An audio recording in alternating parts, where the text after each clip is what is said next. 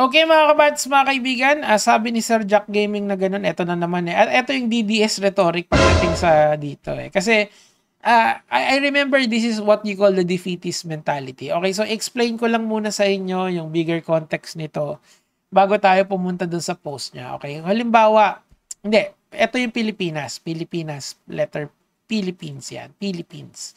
Okay, so ito yung bansa natin. Now, we are saying that 200 nautical miles from our country, the islands within here is is what we call the West Philippine Sea, and the islands within this 200 nautical miles is ours. Okay, in 2011, mga lods, tayo po ay nanalo sa, I think sa The Hague pa yata ginanap yon yung demandahan na yun with China. And it was found that we are the only country who should enjoy the resources here. Hindi angke na, we should use lang per use. So, I liken this to, of course, this is an oversimplification. I liken this to a parking lot or sige, yun na lang. Sige, a parking lot, di ba? Yung parking lot na yun, ang na-desisyonan, since malapit yun sa bahay nyo, kayo lang ang pwedeng gumamit. Of course, you cannot own that parking lot, but you can use it kasi nga malapit sa inyo. For all intent and purposes. Now, the bigger sea dito is called the South China Sea, okay? Yung South China Sea na yun, no one really owns it, okay?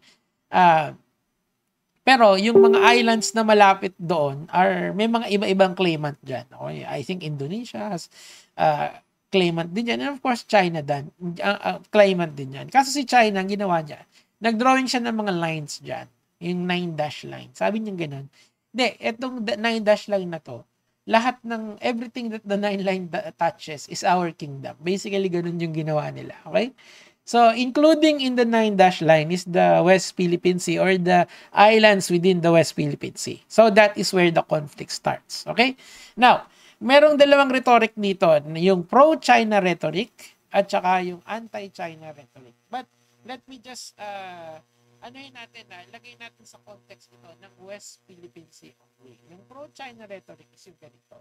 Sinasabi ni Sir Jack. Yung anti-China rhetoric naman is paglaban natin. Kasi nga meron naman tayong basis dun sa ating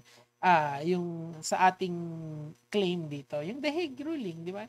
Yun lang yung gusto ng mga tao na gustong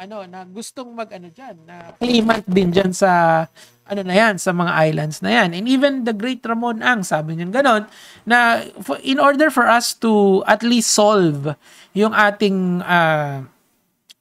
energy crisis, kailangan natin gamitin yung mga resources sa Spratlys Island, sa West Philippine Sea. Hindi lang sa Spratlys kasi marami yan eh. Okay, anyway, China has already occupied that. Okay, totoo lang naman, in terms of military power, wala, GG tayo dyan sa mga yan. But then again, will you accede because of that? Okay, kasi dun nagsisimula yung mga ganitong mindset na to.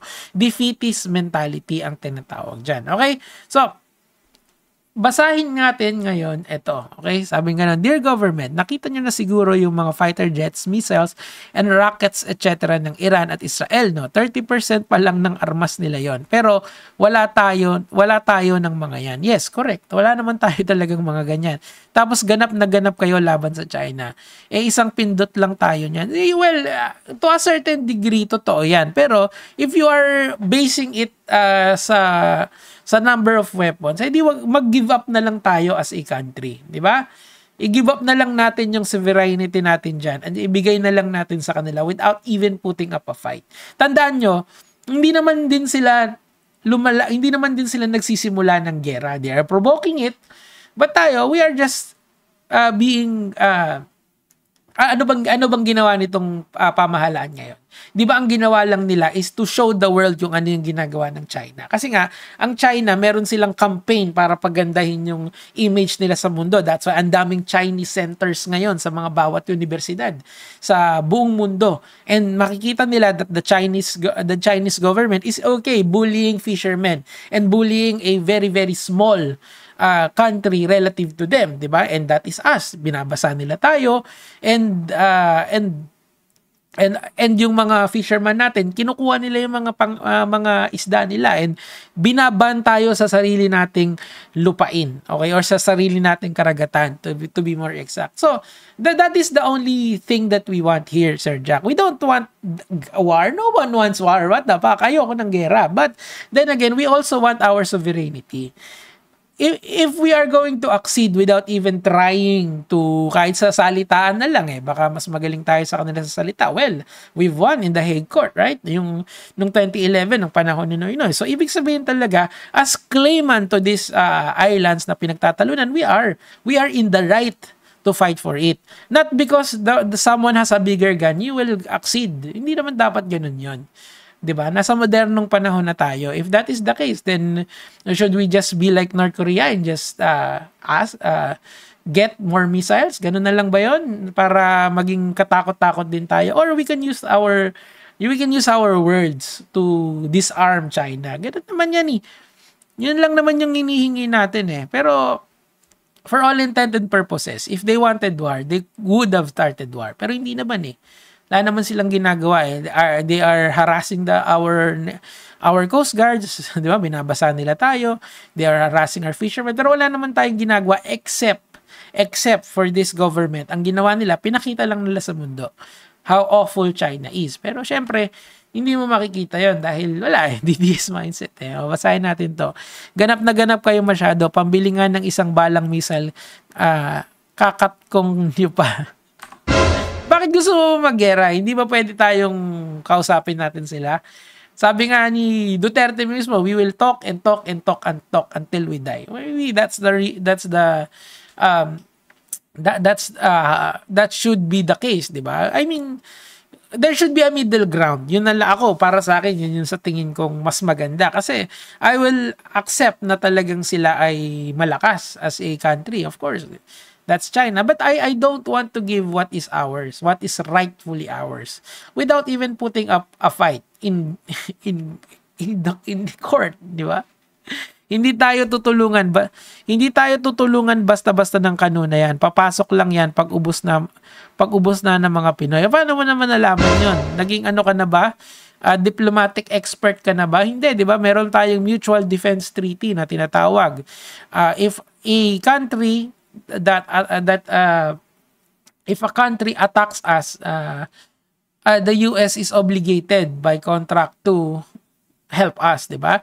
And we've seen this so many times na tumutupad sila sa usapan. Yung sa Israel na lang, 'di ba? They helped Israel in a way, 'di ba? Kasi recently binomba nila yung mga nuclear sites ng Iran, 'di ba? So I do believe na meron silang magandang track record in helping out their allies, and we are fortunately allies of the United States. But my point there is that let's not be an enemy of China. Let's be a friend to China, 'di ba? Shoini China. I love it. Hindi, ako mas gusto ko yun. We are friend to all. We are friend to the United States. We are friend to China. Yun yung mas maganda. Kesa naman may anti-Chinese rhetoric. Baka pwede natin pag-usapan kung ano yung pwede natin gawin sa Sprat list, 'di ba? Without bloodshed. Hindi naman kailangan lagi 'yun. Hindi tayo tingin ko lang 'yan pero malapit yan sa katotohanan. Actually hindi, malayo siya sa katotohanan. Tapang lang meron tayo, pero armas wala. Well, wag mo nang hingin yung armas na 'yon. Ayoko maging Ukraine din, 'di ba? Mapayapang nakawan na lahat. Sino ba, ano bang pinopoint niya rito na magnakaw na lang yung mga tao sa gobyerno, wag nang lumaban? Maybe in fairness naman siguro kay Pangulong Marcos, maybe he really wants na yung sovereignty natin sa West Philippine Sea is mabawi. Maybe.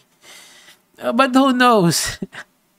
Nakita ko yung barko natin sa picture, footspack, inalawang pa. Pag dumikit talaga mga ching-tsang dyan sa mateton niya. Well, totoo naman yun. Bulok na talaga yung barkong nakaparada doon sa and the Chinese Coast Guard is hinaharang nila yung any forms of repair doon. Kasi parang ang strategy nila is just to wait and see without even firing one bullet. Again, kasi they are also conscious of their image sa mundo. 'Di ba? Kasi alam mo 'yun, baka mag-regime change na sa China, mawala na si Xi Jinping 'di ba? Mag-follow naman kayo pa. Naalala niyo yung Navy natin, naputulan ng daliri. Wala tayong magawa, binigyan na lang ng parangal eh. Kasi, Sir Jack, pag nanlaban tayo doon, baka patayin tayo. At saka, ang technique kasi, or ang strategy kasi nitong gobyerno natin is to just show the world how big of a bully China is. That's it. And then, alam mo yon, and then of course, dahil doon, maraming sumaside sa atin. Di ba nga, nanalo pa si Pangulong Marcos ng award doon. I forgot the award, pero it's an effective strategy to show the world that, nag-encourage talaga tong mga loko na to, di ba? Again, I have no hate sa Chinese people. It's their stupid government who's doing this bullshit na inaangkin lahat. Okay? Ukraine nga hindi tinulungan totally. Hindi, tinutulungan pa rin sila. Actually, kaya nga ang haba ng gera eh. Well, sana lang din matapos na rin yun. And then Iran and Israel, sana matapos na. Kasi I want peace, not war. Eto, magkaiba yung panahon ng Hapon laban sa panahon ngayon. Oo nga, pero yan defeatist mentality kasi yan eh. Wala pa nga tayo doon, yun agad yung iniisip mo. Anyway, mga kamats, mga kaibigan.